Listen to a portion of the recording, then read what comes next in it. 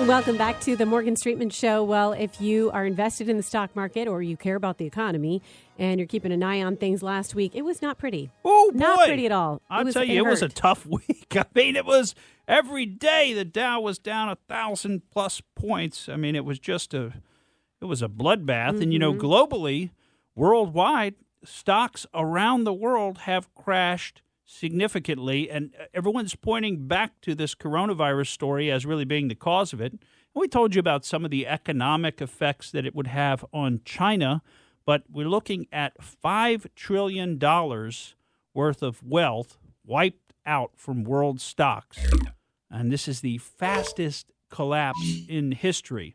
Now, just to give you an idea of, well, $5 trillion, it's really hard to conceive of numbers this big. It's about a quarter of the U.S. economy, or equivalent to basically the entirety of the GDP, gross domestic product, of the country of Japan each year. So that's a lot of money.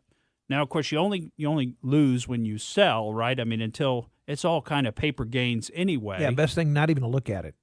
And it was great advice. The best advice so far, yes. Don't even look at it.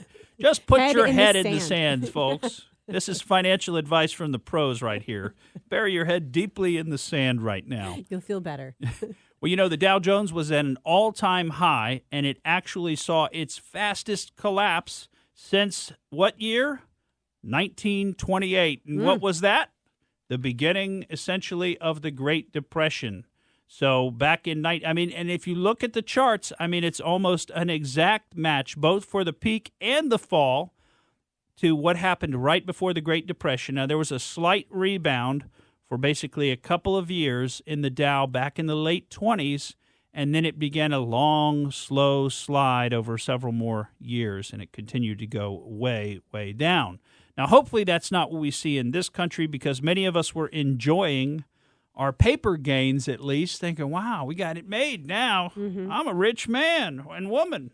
Well, I'm just a man, but in any event, those of us out there in the audience were thinking these types of thoughts.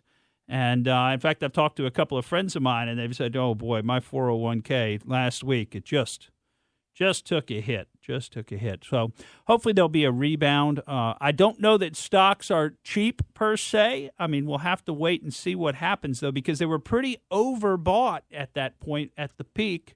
And this is what tends to happen when everybody goes all in and buys.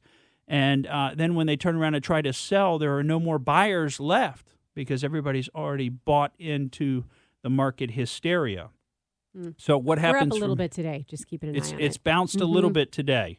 And that's what you'd expect to see. I mean, it doesn't typically go all the way down all at once. By the way, just an update on the governor speaking. All of 30 seconds. He turned it over to the doctor saying nothing new. Oh. And they're going to take questions. Well, they're not going to be sensationalistic or controversial. So, you know, he's just showing that he's out there working hard for us. Exactly. And he's focusing on this. So, and that's what we want, obviously. We want them to take as much action as they can. And this is another reminder of what do you want your government to do?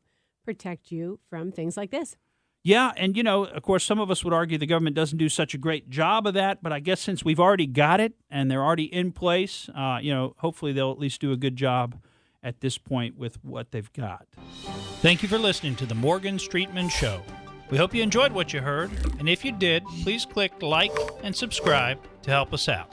And remember that we recommend that you exercise your brain at least once a week.